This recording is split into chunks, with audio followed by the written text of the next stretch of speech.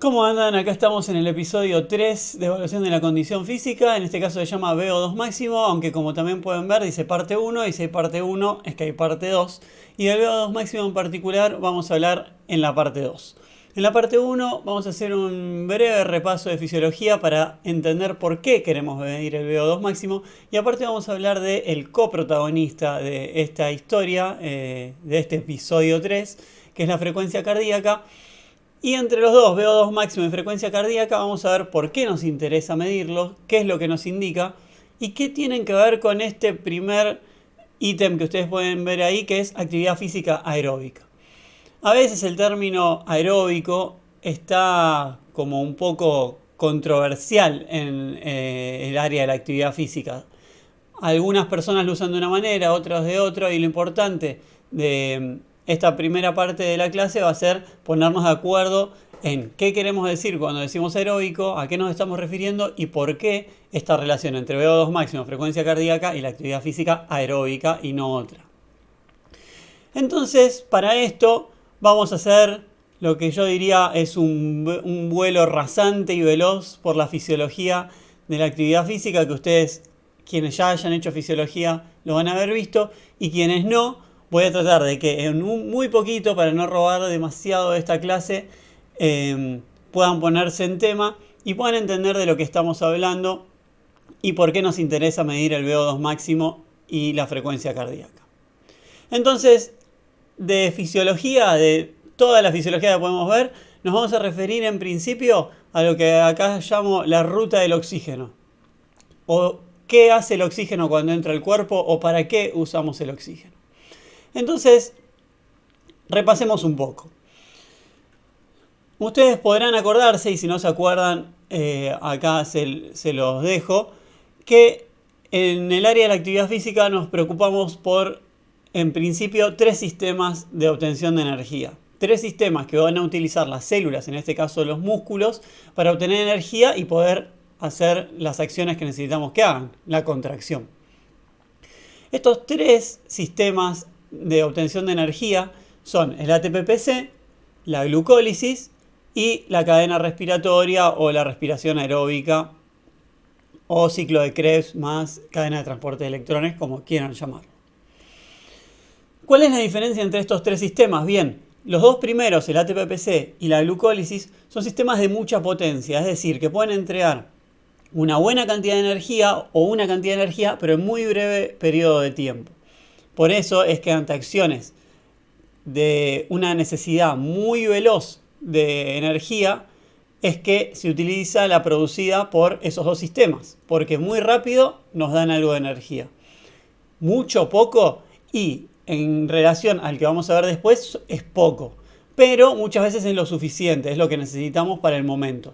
Entonces, nosotros estamos en reposo, caminando, sentados, acostados, lo que sea, y por alguna razón tenemos que activar los músculos rápidamente. Ahí es donde actúan el ATP-PC y la glucólisis, dependiendo del tiempo que vaya a durar la acción. El ATP-PC es muy veloz, pero da 15 segundos de energía, no mucho más de eso. Es decir, puedo usar la energía que me da el ATP-PC durante 15 segundos. Si la acción dura de 2 a 3 minutos, depende de la bibliografía, no nos vamos a poner muy quisquillosos en eso en este momento, pero si dura un poquito más, puedo usar la energía que recojo de la glucólisis. Ahora, ¿qué pasa cuando la acción se extiende por arriba de ese tiempo? Cuando la acción empieza a ser duradera, como ven ahí, McBain, que está levantando esa carga muy pesada, activando todos sus músculos, pero queremos que esto dure un rato largo. Cuando yo quiero que una acción dure durante mucho tiempo y voy a necesitar mucha energía durante mucho tiempo, tengo que recurrir al sistema de respiración aeróbica. ¿Y cuál es la diferencia en términos de oxígeno entre los sistemas aeróbicos, en este caso la respiración aeróbica, y los sistemas anaeróbicos, que en este caso son el ATP-PC y la glucólisis? En los dos anaeróbicos, el ATP-PC y la glucólisis, el oxígeno no participa. En cambio, en la respiración aeróbica, el oxígeno es lo que se llama el aceptor final de electrones, es decir, cuando termina de hacerse todo un proceso que, si vieron fisiología, quizás lo recuerden, y si no, no importa, hay toda una serie de reacciones químicas que al final de todo necesitan del oxígeno para que pueda capturar electrones, se llama, y terminar el proceso.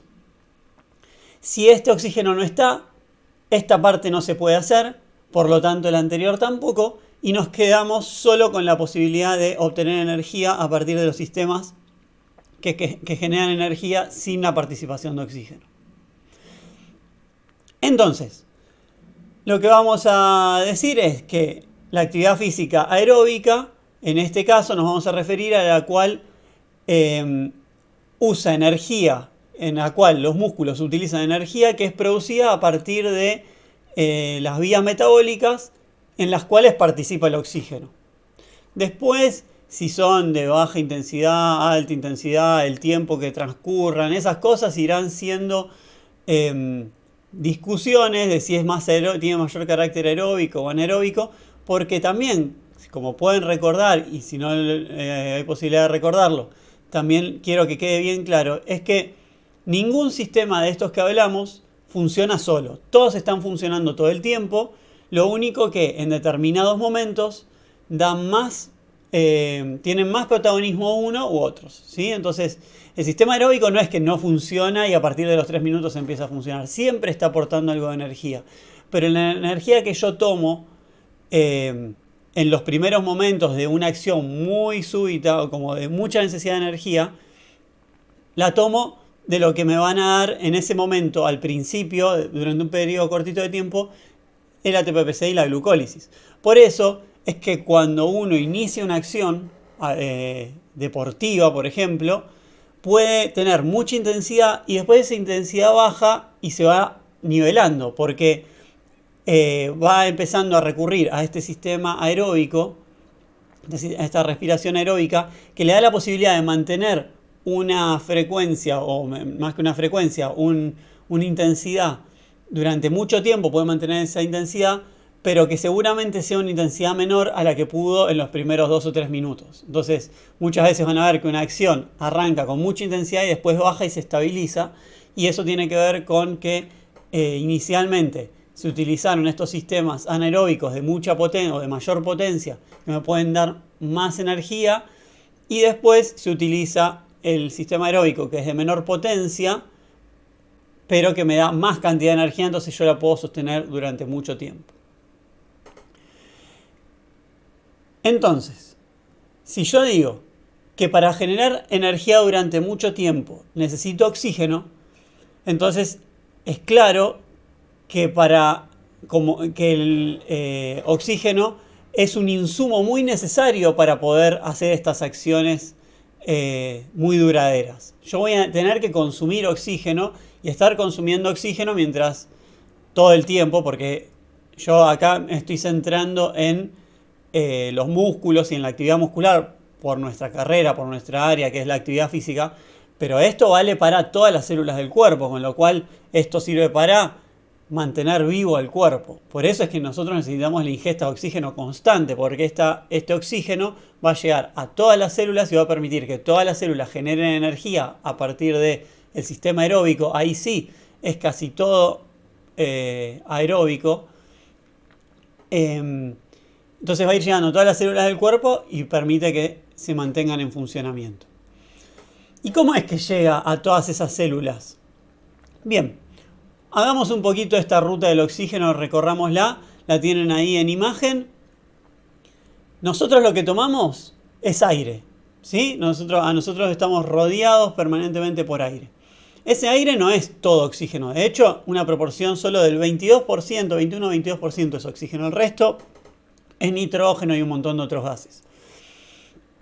Entonces nosotros inhalamos aire y vamos a tratar de rescatar el oxígeno que hay en ese aire. Ese aire va a ir a los pulmones y los pulmones ahí sí van a capturar el oxígeno, van a agarrar de todo ese aire que ingresó, van a agarrar el oxígeno y lo van a transferir de alguna manera a la sangre. Entonces ahora la sangre va a transportar ese oxígeno por todo el cuerpo y va a ir llegando a las diferentes células y les va a ir dejando el oxígeno en cada una de las células para que hagan estos procesos aeróbicos, generen energía, puedan sobrevivir, puedan subsistir, puedan realizar las funciones que tengan que realizar, y después sobre la sangre se van a cargar algunos productos de las reacciones que ya no van a ser utilizados, van a ser depositados en la sangre va a volver hacia los pulmones, y esos productos que no van a ser utilizados, como el dióxido de carbono, se va a intercambiar, van a llenar los pulmones nuevamente y van a salir en la exhalación. Por eso es que cuando nosotros inhalamos, vamos a extraer oxígeno del aire, y cuando exhalamos, el aire que exhalamos va a tener menor cantidad de oxígeno que el que inhalamos, porque nosotros lo consumimos. Lo voy a decir ahora, lo voy a repetir la clase que viene, pero el VO2 máximo consiste en el volumen de oxígeno que una persona, el volumen máximo de oxígeno que una persona puede inhalar, transportar, utilizar y volver a exhalar durante un cierto tiempo. ¿Sí? Entonces, VO2 máximo se refiere al volumen máximo de oxígeno. ¿Volumen máximo de oxígeno qué? Volumen máximo de oxígeno que una persona puede procesar de esta manera: capturar, transportar, utilizar y eliminar, digamos, volver a exhalar. Esa cantidad de oxígeno va a ser la que conforme el VO2 máximo. De todas maneras, vamos a verlo con más detalle en la clase que viene, en la parte 2, digamos, de esta clase. Hoy nos vamos a concentrar en otro factor importante, y es la frecuencia cardíaca. ¿Qué implica la frecuencia cardíaca? Ahora lo vamos a ver con más profundidad, pero implica la cantidad de veces que está bombeando el corazón. ¿Y para qué bombea el corazón? Porque, como dijimos, la sangre es la que transporta el oxígeno y la lleva a diferentes partes del cuerpo. Y para que la sangre fluya, el corazón tiene que latir. Entonces, si yo estoy requiriendo, estoy haciendo un esfuerzo muy grande durante mucho tiempo, entonces le estoy pidiendo a mis músculos que utilicen energía durante mucho tiempo de manera elevada. Entonces yo le voy a tener que mandar más oxígeno para que puedan seguir generando energía. Entonces, si yo le estoy mandando oxígeno, para mandarle oxígeno tengo que bombear, y quien bombea es el corazón. Entonces, si yo tengo un requerimiento alto de oxígeno, voy a tener un requerimiento alto de sangre, y por lo tanto voy a tener que bombear más. Ese bombear más es que la frecuencia cardíaca se eleva. Por eso es que vamos a querer medir la frecuencia cardíaca o la cantidad de bombeos por minuto que hace el corazón. Entonces ahí tenemos los dos protagonistas de este episodio, que son el VO2 máximo y la frecuencia cardíaca. Entonces ahora, como les dije, nos vamos a concentrar y a meter con mucho más detalle a ver cómo se mide y para qué se mide la frecuencia cardíaca. Entonces, dijimos que vamos a medir la frecuencia cardíaca. Vamos a hablar de cuestiones generales que implican medir la frecuencia cardíaca. En principio, ¿qué es lo que medimos cuando medimos la frecuencia cardíaca? La cantidad de veces que late el corazón en un minuto. Ya vimos que se puede medir la frecuencia cardíaca en 10 segundos, 15 segundos, 30 segundos o 60 segundos. Pero siempre que yo lo mida, si lo mido en 10 segundos, lo voy a tener que multiplicar por 6 para saber cuántas veces son en 60 segundos. Si lo mido en 15 segundos, tengo que multiplicar por 4 para saber cuántos son en 60 segundos. Siempre lo voy a referir al minuto, a 60 segundos, para poder estar en lo que es la definición de frecuencia cardíaca, que es cantidad de latidos por minuto. ¿Y por qué me interesa saber la cantidad de latidos por minuto? Porque, como vimos recién, la cantidad de latidos por minuto tiene íntima relación con la intensidad de la actividad física que se está realizando. Dijimos que cuando uno quiere hacer un trabajo muscular que requiere mayor gasto de energía, le tiene que enviar más oxígeno para que pueda generar esa energía y poder hacer las contracciones necesarias. Si yo tengo que llevarle más energía, si yo necesito más energía, tengo que llevarle más oxígeno, y para hacerle llegar más oxígeno, lo que hago es bombear más con el corazón, para que la sangre fluya más y llegue todo el tiempo más oxígeno al músculo que me está pidiendo más energía. Entonces, como ven ahí en el gráfico, no es lo mismo si yo estoy caminando que si estoy corriendo. A medida que uno va aumentando la intensidad de la actividad física, se va requiriendo mayor gasto energético para producir más energía y poder soportar ese gasto energético. Se requiere más oxígeno, el corazón bombea más, va llevando más oxígeno y eso va generando esa energía que se necesita y puede proveer la necesidad del músculo.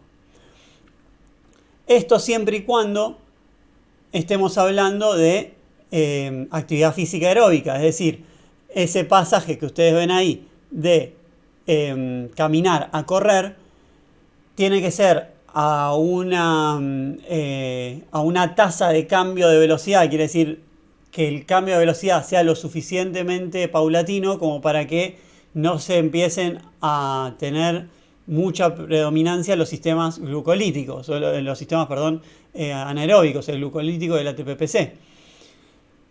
Si esto pasara, ya veremos más adelante qué implicancias tiene. Pero hoy por hoy lo que nos interesa es que a medida que uno va subiendo la intensidad de la actividad física, eso requiere más energía y en este caso que estamos hablando de actividad física netamente aeróbica, vamos a decir que para poder soportar esa mayor cantidad de energía necesaria, se requiere más oxígeno. Para hacer llegar más oxígeno se requiere bombear más con el corazón y ahí está la relación entre la frecuencia cardíaca y la intensidad del entrenamiento, o por eso se le llaman zonas de entrenamiento, porque son zonas desde una actividad física prácticamente similar a la que uno está cuando está en su condición de base, digamos, si está caminando, está sentado, esa diferencia de gasto energético es bastante chica, comparada con si estoy parado o caminando y de repente empiezo a correr, ¿sí? O si fuera de repente estaríamos en un caso más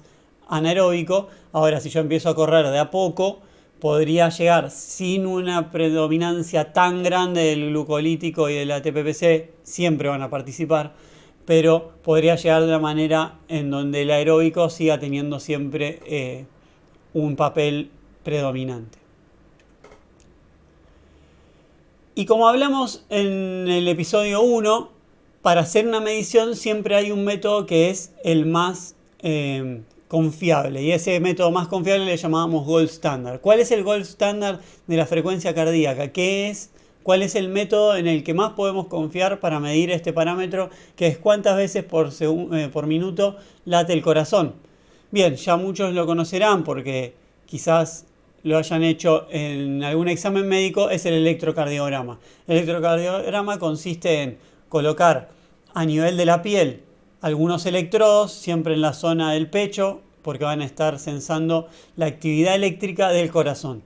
A medida que el corazón late, produce una actividad eléctrica que es muy particular, muy característica, y esa actividad eléctrica se transfiere a la superficie de la piel y con unos electrodos, unos sensores que son capaces de registrar esos cambios eléctricos que suceden en la piel, se transfieren a un equipo que nos va a ir mostrando ese dibujo tan característico, tan conocido que son esos picos, que no son otra cosa que diferencias de electricidad en la superficie de la piel.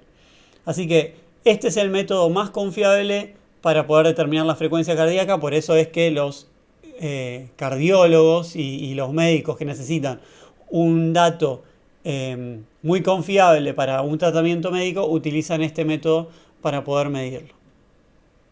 Pero, nosotros no somos médicos y por lo general no contamos con la posibilidad de tener un electrocardiograma a disposición. Entonces, como dijimos, la frecuencia cardíaca es un dato que nos es de gran utilidad porque tiene una relación muy directa con la intensidad de la actividad física. Pero no tenemos a mano un electrocardiograma. Entonces, si pudiéramos encontrar otros modos de medirla y utilizar ese dato, sería genial, a pesar de que perdiéramos quizás un poco de fiabilidad y de validez. De todas maneras, tener ese dato muchas veces es mucho más valioso que tratar de programar la intensidad de la actividad física sin tener ningún dato. Entonces, ahora lo que vamos a ver son algunas formas de medir la frecuencia cardíaca de una manera menos fiable o menos válida que el electrocardiograma, pero que igual son muy prácticas, muy útiles y nos pueden dar información súper valiosa para poder programar los entrenamientos. Con el objetivo de darle un cierto orden, las dividí en de campo y tecnológicas, aunque no quiere decir en este caso que las tecnológicas no puedan utilizarse en el campo. En otros casos, esa división está más enfocada en que las tecnológicas son solo de ámbito de laboratorio y las de campo se pueden usar en un entrenamiento, en un campo de juego, lo que se utilice. En este caso no es tan así, pero las dividí de esa manera para poderles dar cierto orden. Como ejemplo de método de campo o manual, tenemos la más clásica, que es utilizar el dedo índice y el mayor, colocándolo sobre la muñeca. También existe la posibilidad de colocarlo en el cuello y buscar sentir los latidos de la sangre que fluye tanto por el cuello o por la muñeca. Es sabido, o quizás lo hayan visto en la materia de manejo de emergencias y urgencias o en algún curso que hayan hecho, que es necesario medir con el mayor y el índice y no con el pulgar, porque el pulgar puede introducir algún tipo de confusión, ya que se siente un pulso propio del pulgar. Esto es un ejemplo de algo que habíamos visto en los casos anteriores, en las clases anteriores, de especificidad, digamos, una pérdida de especificidad en este caso. Habíamos dicho que la especificidad implicaba poder medir lo que alguien quiere medir. Si yo quiero medir el pulso de la muñeca y utilizo el pulgar, quizás estoy sintiendo el pulso del pulgar en vez de la muñeca, en vez del pulso de la muñeca. Entonces, o el del cuello, ¿sí? Entonces ahí lo que estoy haciendo es perdiendo especificidad. Por eso es que para ganar especificidad o tener una mayor especificidad usamos el mayor y el índice. De este modo, una persona que está entrenando podría regular su intensidad conociendo la frecuencia cardíaca. Están entrenando, se mide la frecuencia cardíaca en 10 segundos. Bueno, estoy en tal cantidad de pulsaciones, eso representa más o menos el 80% de mi capacidad máxima, que ahora vamos a ver cómo estimarla. Y eso quiere decir que estoy entrenando más intenso de lo que debería, menos intenso de lo que debería. Esas cosas nos ayudan a poder ir haciendo el entrenamiento mucho más fino, mucho mejor programado y entrenando en las intensidades que nos interesan. De una manera que no se necesita nada más que un cronómetro. De esta manera ganamos en practicidad, perdemos, como decía, frente, por ejemplo, al electrocardiograma, validez y fiabilidad. También está en el medio cuestiones como que la persona que se toma tiene que estar bien entrenada para poder saber hacerlo. Muchas veces pasa que por primera vez alguien le pide a una persona que está entrenando que se mida la frecuencia cardíaca y no sabe hacerlo, o lo hace y comete varios errores. También está el uso del cronómetro, que a veces si una persona se está midiendo a sí misma y controlando el tiempo puede generar algún tipo de inconveniente. Todas esas cosas van introduciendo cierto error y hacen que la validez y la fiabilidad puedan ir bajando o no. A veces si está muy bien medido puede tener alto grado de validez o de fiabilidad, dependiendo de la persona, cuán entrenada esté, puede que repita todo el tiempo sus mediciones sin cometer error. De todas maneras, como vimos, la resolución que yo tengo, resolución en términos instrumentales, como habíamos visto, la balanza, la resolución era la mínima unidad que puede medir. La mínima unidad que yo puedo medir en latidos es un latido. Si yo estoy midiendo en 60 segundos, entonces voy a tener mi frecuencia cardíaca más o menos un latido, porque yo cuento 60 segundos, 1, 2, 3, 4, así hasta 60 latidos, por ejemplo.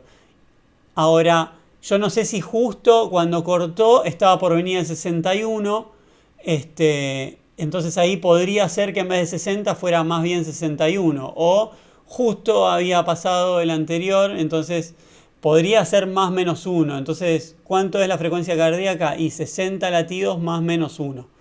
Está bastante bien. Ahora, si yo lo mido en 10 segundos, sigo teniendo resolución de un latido. Yo no puedo medir medio latido o un cuarto de latido. Entonces, si yo me mido en 60 segundos y mido, cuento 15 pulsaciones, cuando lo multiplique por, 12 pulsaciones, cuando lo multiplique por 6, voy a tener 72, por ejemplo. Ahora, si en vez de 12 era 11, son 66 pulsaciones, 66 contra 72. Y si en vez de 12 eran 13, voy a tener 78 pulsaciones. Entonces pasa a ser 72 más menos 6. Puede ser 72, puede ser 66 o puede ser 78. Con solo que la persona, me perdí, conté una de más, conté una de menos, justo iba a latir y corté antes. Entonces la diferencia en 10 segundos se hace mucho más grande. Eso es, como habíamos dicho en las clases anteriores, el error que se va propagando, se va haciendo más grande. Un mismo error de un solo latido en 60 segundos queda chiquitito y en 10 segundos queda enorme. ¿Y por qué se mide entonces en 10 segundos o en 15 segundos si se genera ese error? Y porque también la frecuencia cardíaca se va modificando. Si yo espero 60 segundos, quizá cuando arranca a medirse no es la misma frecuencia cardíaca que al final, porque uno bajó la intensidad y la frecuencia cardíaca va bajando. Entonces también comete un error en cuanto a que la frecuencia cardíaca no es siempre igual, y cuando arrancó el minuto por ahí era 120 y cuando terminó era 110 y yo conté 115, porque al principio era 120 y después fue bajando. Entonces todas esas cosas hacen que la validez, la fiabilidad de esta forma de medir tengan muchas cosas que tener en cuenta para ver cuánto lo puedo utilizar y con cuánta confianza puedo utilizarla. De todas maneras, siempre es un dato, y si yo sé encuadrar bien ese dato, me va a dar más información que no tener nada. Por otro lado, tenemos las opciones tecnológicas. Estas opciones tecnológicas están constantemente midiendo, y eso me da una ventaja, que es, está midiendo todo el minuto, más el minuto anterior, más el minuto posterior, y va ajustando si es que esa frecuencia cardíaca se va modificando. De alguna manera es una medida, una variable más continua que discreta. En el otro nosotros tenemos este minuto. Y después lo puedo tomar siguiente, otro minuto, pero no cuento las pulsaciones del anterior. Y hago una frecuencia cardíaca de los 2 minutos, sino que tomo un minuto y después otro minuto. En cambio, estos equipos, como están censando todo el tiempo la cantidad de latidos, y están tomando el tiempo, todo el tiempo pueden ir ajustando la frecuencia cardíaca. A la vez que no hay una persona con un cronómetro, sino que cuentan internamente el tiempo, y eso hace que se gane todavía más precisión y más exactitud. Entonces, además, no se necesita la intervención del humano que tenga que estar entrenado para saber tomar las pulsaciones, sino que el equipo simplemente lo hace y lo puede registrar en un teléfono, por ejemplo, en una computadora o mismo en el display, ya sea del reloj o del oxímetro, como se ve ahí en el dedo. Todas estas cosas hacen que se vaya haciendo una medición todavía más confiable, más repetible y no dependiente de lo que hace una persona. Ahora, ¿cuál es la desventaja? Todo tiene una ventaja y una desventaja. La desventaja es, primero, lo caro. Digamos, lo otro no necesitaba casi nada. Con un cronómetro que lo puedo tener en el teléfono, lo puedo tener de un reloj viejo, lo que sea, ya puedo medirme. En cambio acá necesito el reloj con el medidor de frecuencia cardíaca o el oxímetro o el equipo que sea. Eso por un lado. Por el otro, yo no veo lo que pasa adentro del equipo mientras mide. Entonces, si yo tengo un equipo muy costoso de una marca muy reconocida, quizás puedo encontrar trabajos de investigación que me digan, bueno, este equipo está probado y muestra que es muy confiable. Ahora, hay otros equipos, yo por ahí compro un reloj chino, que me lo compro por AliExpress y me lo traen de China, efectivamente lo he hecho, y uno no sabe cuán bien funciona, porque no es que buscas en Google académico validación de reloj chino con pulsómetro y te dice, no tenés idea. Entonces, ¿qué hace uno? Bueno, intenta ir contrastando, por ejemplo, contra la medida manual con los dedos. Bueno, entonces ve si el reloj le marca algo parecido a lo que alguien ya con entrenamiento de medir y que puede confiar en esa medida, si nos dan dos cosas parecidas, bueno, entonces puedo confiar en el reloj. Ahora, si lo hago y me da cosas muy distintas, empiezo a desconfiar de si puedo medir con el reloj. Eso no es una forma muy científica de generar una validez. Eso no es una validación. Yo no estoy validando. Para validar se necesita un proceso más complejo y mucho más sistemático y que me va a permitir después generalizar más los resultados. Por eso es que un reloj, un Garmin, por ejemplo, hay mucha gente que hizo ese proceso de validación. Lo hizo mucha gente, modificando las condiciones, fue testeando a ver si de una forma funciona bien, si cambiar tal cosa hace que funcione mejor o peor, y fue buscando la validez de ese reloj. Si yo después me compro ese mismo Garmin, busco la validación y sé que está validado, sé que puedo confiar plenamente en ese reloj. Si no tengo la posibilidad de tener ese tipo de equipos, tengo que ir yo generando mi base de datos y viendo cuán confiable es. Y si no puedo generar esa posibilidad de confianza, por lo menos saber que los datos sean siempre repetibles, es decir, que en una condición similar me dé un resultado similar, para por lo menos hacer una comparación dentro de una misma persona. Quiero decir, supongamos que yo mido la frecuencia cardíaca con un reloj chino.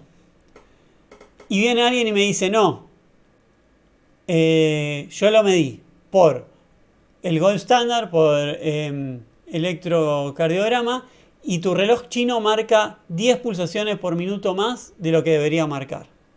Ok, ahora yo sé que siempre mide 10 pulsaciones más, porque lo chequeo contra el gold standard o contra algo que sé que es confiable. Entonces yo después puedo olvidarme de que existen esas cosas, y si siempre me va a dar 10 por encima, puedo medir siempre a la misma persona y saber que si ahora la misma distancia corriendo a la misma velocidad hace que antes tenía 110 pulsaciones y ahora tiene 100 pulsaciones, y corrigiendo por eso que yo sé que mide de más, sé que en vez de ser 110 y 10 son 100 y 90, de todas maneras bajó sus pulsaciones, con lo cual se adaptó y ese trayecto corriendo le generó o le demandó menos esfuerzo. Entonces me sirve igual, a pesar de que pude probar que no mide lo mismo que el gold standard. Doy esta explicación porque muchas veces uno dice, si no está validado no lo puedo usar. Y muchas veces uno lo que hace es buscar una pequeña prueba de validez para uno mismo y dentro del entorno que uno se maneja le puede servir. Entonces, bien, estos son 3 ejemplos que pueden ver ahí en la imagen de equipos para medir. La banda funciona con un principio muy similar al del electrocardiograma, mide la electricidad que genera el corazón, los disturbios, las alteraciones eléctricas que genera el corazón a nivel de la piel, las mide esa banda que tiene el muchacho puesto en el pecho. Y después el reloj y el oxímetro, que son los otros dos que pueden ver, miden por medio de luz. Emiten una luz y después miden cuánta luz vuelve. Se ponen en el dedo o en la muñeca, que son zonas relativamente transparentes por donde la luz puede pasar, puede llegar a atravesar los vasos sanguíneos. Y entonces esa luz que emiten, la sangre la absorbe y vuelve menos luz. Cuando llega el pulso de sangre, la sangre absorbe la luz y el reloj o el sensor que capta la luz recibe menos. Ahora, cuando no está pasando sangre, recibe más de vuelta. Entonces así puede ir sensando cuando pasa la sangre y cuando no pasa la sangre. Esa es la forma en que un reloj de estos que tienen las lucecitas abajo o el oxímetro miden la frecuencia cardíaca. Ese es un dato anecdótico, igual no hace falta que sepan cómo funciona cada elemento tecnológico, simplemente yo se los voy diciendo porque a muchas personas les interesa. Si quieren saber más lo podemos charlar, y si no, no pasa nada, no es necesario que sepan exactamente cómo funcionan todos los equipos. Entonces, habíamos podido ver en ese gráfico en el que ustedes veían a la persona que iba desde caminar hasta correr y iba subiendo, que al costado tenía porcentajes de frecuencia cardíaca. Decía frecuencia cardíaca 95, 85, 75. ¿Qué quiere decir ese porcentaje? ¿Es un porcentaje de qué? Es el porcentaje de la frecuencia cardíaca máxima. ¿Y qué es la frecuencia cardíaca máxima? Bueno, a medida que una persona va incrementando la intensidad de la actividad física, la frecuencia cardíaca sube. Va subiendo, va subiendo, va subiendo y en determinado momento esa frecuencia cardíaca se estanca y se mantiene siempre ahí. Esto quiere decir que no va a poder hacer un esfuerzo mucho mayor que eso, porque como dijimos, si hace un esfuerzo mayor, va a necesitar más cantidad de oxígeno. Hay algunas salvedades porque puede recurrir a los sistemas anaeróbicos, entonces puede durante algún periodo de tiempo hacer una actividad de un poco más de intensidad, pero no va a poder hacer una actividad sostenida de más intensidad que esa, ¿sí? Entonces la frecuencia cardíaca máxima de alguna forma marca la intensidad máxima de actividad física que puede hacer una persona.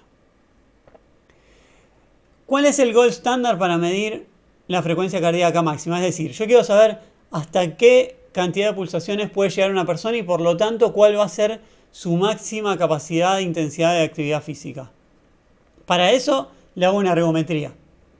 Una ergometría es un electrocardiograma que se hace mientras una persona está o corriendo en una cinta, como lo ven ahí a Homero corriendo, o andando en una bicicleta, o en un equipo que se llama remoergómetro, que es como una máquina de remo. Si alguien va al gimnasio y usa la máquina de remo, la que tiene la silla que se mueve de un lado para el otro, no el remo, digamos, con pesas, sino uno que tiene una rueda adelante, una cuerda con un manubrio que simula el remo y la silla que se va moviendo hacia adelante y hacia atrás. Se ubica en ese equipo también se utiliza como remoergómetro.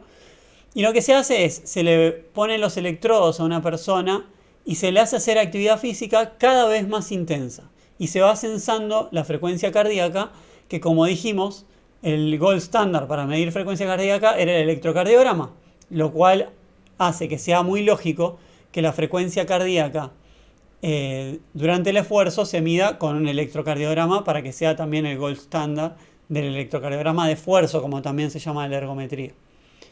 Entonces, si yo quiero saber a ciencia cierta exactamente cuál es la máxima frecuencia cardíaca y por lo tanto el máximo esfuerzo que puede llegar una persona, le enchufo los electrodos del electrocardiograma, lo pongo a correr en una cinta y voy aumentando la intensidad. Aumenta la velocidad, aumenta la pendiente, sigo incrementando. Va a llegar un momento en que la frecuencia cardíaca se va a mantener igual. No importa si yo le aumento la intensidad, la frecuencia cardíaca se va a mantener igual. Lo que va a pasar es que si veo que no sube la frecuencia cardíaca y yo le sigo aumentando la intensidad, sé que no le queda mucho más tiempo para seguir manteniendo el ejercicio. En algún momento se va a agotar y va a empezar a disminuir. Pero de esa manera yo pude ver cómo la frecuencia cardíaca iba subiendo, en un momento se estancó. Bueno, esa es la frecuencia cardíaca máxima. Pero como dijimos, a veces es muy difícil establecer la frecuencia cardíaca máxima si no se cuenta con esta posibilidad de tener una ergometría. Muchas veces esta ergometría se hace para el examen de salud o el acto físico, como le llaman. Entonces por ahí en el informe uno puede ver frecuencia cardíaca máxima, tantas pulsaciones. Ahora, si no tengo ese dato, ¿cómo hago para programar? ¿Cómo hago para saber cuál es el máximo a partir del cual yo voy a calcular? Bueno, quiero que trabaje al 80% de su capacidad máxima censando por frecuencia cardíaca. Si yo no tengo ese dato de la ergometría, si tengo el dato de la ergometría, es excelente porque sé que es súper confiable. Pero tiene que ser una ergometría hecha hace relativamente poco. Si se hizo una ergometría cuando todavía no había empezado a entrenar, entrenó durante 3 meses o 4 meses y nunca se hizo una ergometría, yo no puedo utilizar esa frecuencia cardíaca máxima porque su cuerpo seguramente se adaptó a mayor intensidad y hoy tengo una frecuencia cardíaca máxima mayor. De todas maneras, esto que estoy diciendo es relativo e incluso hay muchos autores que dicen que no importa. No importa el nivel de actividad física que una persona tenga, lo único que importa para saber su frecuencia cardíaca máxima es la edad. Esto tiene muchas discusiones, hay autores que dicen que sí, hay autores que dicen que no, pero lo que sí tiene mucho estudio hecho es que con la frecuencia cardíaca, la frecuencia cardíaca máxima tiene una gran dependencia de la edad. Y solamente con el dato de la edad uno puede sacar una frecuencia cardíaca máxima para una persona que es bastante similar a la que uno podría medir si hiciera una ergometría. Esto quiere decir que si viene una persona a entrenar conmigo, yo quiero decir, bueno, ¿cuánto es tu 100%? No necesito sacarlo o sacarla a correr a su máxima posibilidad y medirle la frecuencia cardíaca y ponerla en riesgo de que la pase mal, de que se frustre, de que incluso tenga algún riesgo de lesionarse o pasar algo más grave. Simplemente con estas dos fórmulas, que son dos de posibles 47 o 50, si ustedes buscan en trabajos van a encontrar muchas fórmulas. Yo acá tomé la primera que pueden ver ahí, es la más conocida y la más utilizada. Y la siguiente es la que hoy por hoy más se está utilizando y una de las que tiene quizás más fundamento o está más documentada como que es la que mejor funciona. Entonces viene esa persona a entrenar, ustedes le preguntan la edad y con ese dato solo pueden sacar una frecuencia cardíaca máxima a partir de la cual programar su entrenamiento. Ahora, esta frecuencia cardíaca máxima, calculada por medio de una cuenta, está hecha a partir de datos estadísticos.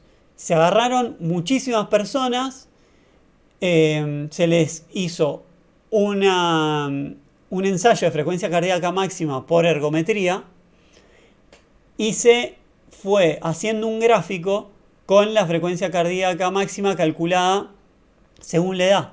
Y se vio cuál era la cuenta necesaria para que se ajustaran, se parecieran más esa frecuencia cardíaca calculada por ergometría con una cuenta que yo pudiera hacer solo utilizando la edad. Cuando hacen ese tratamiento estadístico les da esta cuenta, que es 208 menos 0,7 por la edad. Entonces yo agarro la edad, la multiplico por 0,7 y hago 208 menos ese número y me da una frecuencia cardíaca máxima. Supongamos que me da 190, 195 la frecuencia cardíaca máxima. Bien, entonces si yo quiero que trabaje al 90%, entonces hago 0,9 por 195 y tengo la frecuencia cardíaca a la que debería estar entrenando la persona que yo estoy haciendo entrenar. Si esa persona se mide las pulsaciones y está en 180, quiere decir que está entrenando por debajo de la intensidad que yo querría. Ahora, si está en 200, es que se pasó de rosca y está entrenando más cerca de su máximo. Entonces, estas dos son cuentas que nos permiten estimar y no medir. Estimar la frecuencia cardíaca máxima. ¿Cuál es la diferencia entre estimar y medir? Que cuando yo mido, algo está pasando y lo relevo. Saco datos y lo relevo. Ahora, cuando yo estoy estimando, estoy haciendo un aproximado a partir de una fórmula matemática que predice lo que va a suceder. ¿Y qué inconveniente tiene esto? Y tiene el gran inconveniente de que está hecho sobre una población con ciertas características. Si viene alguien que es muy distinto a esa población, la estimación, la cuenta, no se va a ajustar del todo. Entonces, si viene una persona que es adulta mayor, porque esto está hecho con personas de hasta 65 años, creo, entonces si viene una persona de 80 años, quizás no cumple con esto. Si viene una persona con diabetes o si viene una persona con alguna otra condición, quizás sea diferente. No digo que lo sea sí o sí, pero no es la población con la cual está hecho esta cuenta y puede haber diferencias. O una persona en particular puede no cumplir con esto, porque digamos que la mayoría lo cumpla no quiere decir que todos lo cumplan. Entonces, bueno, hay que tener mucha atención.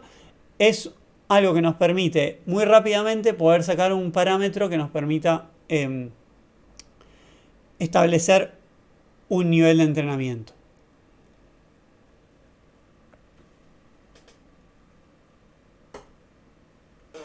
Bueno, entonces vamos a pasar ahora al último ítem, que es la frecuencia cardíaca esperada. Pero antes quería también aclarar algo de las cuentas que vimos en frecuencia cardíaca máxima. Y es que como había dicho en los episodios anteriores, existe algo que se llama sobreestimación o subestimación. Esa primera fórmula que ustedes veían, que era 220 menos la edad, hay muchos trabajos que indican que sobreestima la frecuencia cardíaca máxima o subestima la frecuencia cardíaca máxima dependiendo de la edad, si es mayor o menor de 40.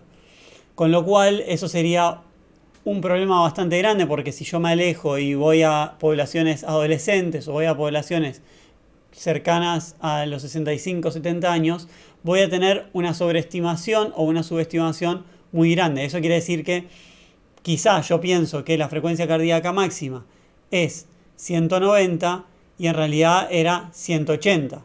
O pensaba que era 190 y en realidad era 210. ¿Sí? Entonces, esa es una crítica que se le hace a la fórmula de 220 menos la edad, que yo no digo que sea así ni digo lo contrario, porque he encontrado evidencia hacia un lado y hacia el otro. Ahí en el apunte les dejé más de un trabajo de bibliografía que indican cosas hacia un lado y cosas hacia el otro. Uno intenta mostrar que hay esta diferencia de sobreestimación y subestimación, y otro que dice que la fórmula de 220 menos la edad funciona prácticamente igual a la de 208 menos la edad por 0,7. Con lo cual, la evidencia es diversa. Yo lo que diría es que no hay que agarrarse férreamente de ninguna de las dos, simplemente es un dato que después, una vez que uno lo tiene como primer indicador, después hay que irlo ajustando e irlo nivelando a partir de la persona individual que uno está entrenando. Entonces, ya habiendo hablado bastante de la frecuencia cardíaca máxima, vamos a hablar de la frecuencia cardíaca esperada, que no es ni más ni menos que cuando yo le programo un trabajo a una persona, ¿qué frecuencia cardíaca espero que tenga durante el trabajo que le programé? Como dijimos, la frecuencia cardíaca está atada a la intensidad. Entonces, mientras más intensidad tenga el trabajo que yo le programo, más frecuencia cardíaca creo que va a tener. Ahora, ¿cuánto? Bien, hay una cuenta que sale de algo que se llama el método Carbonen.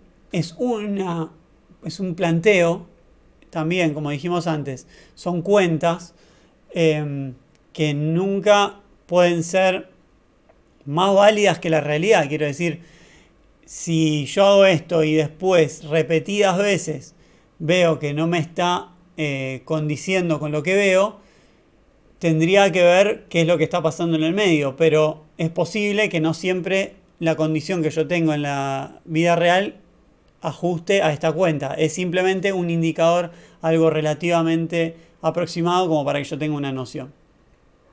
Para hacer esta cuenta lo que se hace es restar la frecuencia cardíaca máxima, que la calculamos como 220 menos la edad o 208 menos la edad por 0,7. Con eso calculo la frecuencia cardíaca máxima. Y a eso le resto la frecuencia cardíaca en reposo. La frecuencia cardíaca en reposo es la frecuencia cardíaca que uno tiene después de haber descansado durante un cierto tiempo en decúbito supino, es decir, acostado boca arriba. Entonces, si uno se despierta a la mañana después de haber dormido toda la noche boca arriba y antes de levantarse o hacer cualquier cosa se toma la frecuencia cardíaca, esa es la frecuencia cardíaca en reposo. Entonces, esa resta de frecuencia cardíaca máxima menos frecuencia cardíaca en reposo me da lo que se llama la frecuencia cardíaca de reserva. Y esa frecuencia cardíaca de reserva, si yo la multiplico por el porcentaje de trabajo, que es el porcentaje al que yo quiero que esté entrenando a la persona, yo quiero que esté al 70% de su máximo. Entonces hago la frecuencia cardíaca de reserva, que es esa resta, por el 70% o 0,7, y a eso le vuelvo a sumar la frecuencia cardíaca de reposo. Eso me va a dar un número que es una cantidad de latidos por minuto, y esa frecuencia cardíaca es la que espero que tenga esa persona que tiene esas características, o sea, esa frecuencia cardíaca máxima y la frecuencia cardíaca de reposo, cuando está trabajando al 70% de su capacidad máxima. Si cuando está trabajando encuentro que tiene esa frecuencia cardíaca, entonces es que posiblemente el trabajo que yo le di corresponda con el porcentaje de trabajo que quería alcanzar. Si cuando lo hago me da una frecuencia cardíaca muy diferente a esta esperada, es posible que le haya pifiado a la intensidad del trabajo y yo pensé que le estaba dando un trabajo que era el 70% de su, de su máximo y era más o era menos. ¿Por qué es útil esto? Porque la frecuencia cardíaca en reposo muchas veces se modifica por cuestiones como por ejemplo el sobreentrenamiento. Si una persona está sobreentrenada, su frecuencia cardíaca en reposo se ve modificada. Entonces, si un día se levanta y ve que tiene una frecuencia cardíaca muy elevada, ya se puede empezar a pensar que puede estar con sobreentrenamiento. Este número le va a dar muy distinto y se ajusta a la situación particular de ese día. Que si yo intentara hacer trabajar a esa persona en las condiciones de todo el resto de los días, cuando no tenía esa frecuencia cardíaca elevada, va a ser muy distinto. Entonces esto me permite ajustar de manera un poco más fina el porcentaje de trabajo de lo que veíamos en el punto anterior, simplemente haciendo el 70% de la frecuencia cardíaca máxima. Así que bueno, acá estuvimos viendo muchas cuestiones que tienen que ver con la frecuencia cardíaca en particular, que como les dije es el coprotagonista de este episodio. El protagonista principal es el volumen máximo de oxígeno o VO2 máximo, del cual vamos a hablar mucho en la parte 2. Así que vean el próximo video con ganas. Esto no termina acá. Como les dije, si es parte 1, hay parte 2. Así que continuará. Nos vemos en el episodio 3, parte 2, para hablar de VO2 máximo. Los saludo. Adiós.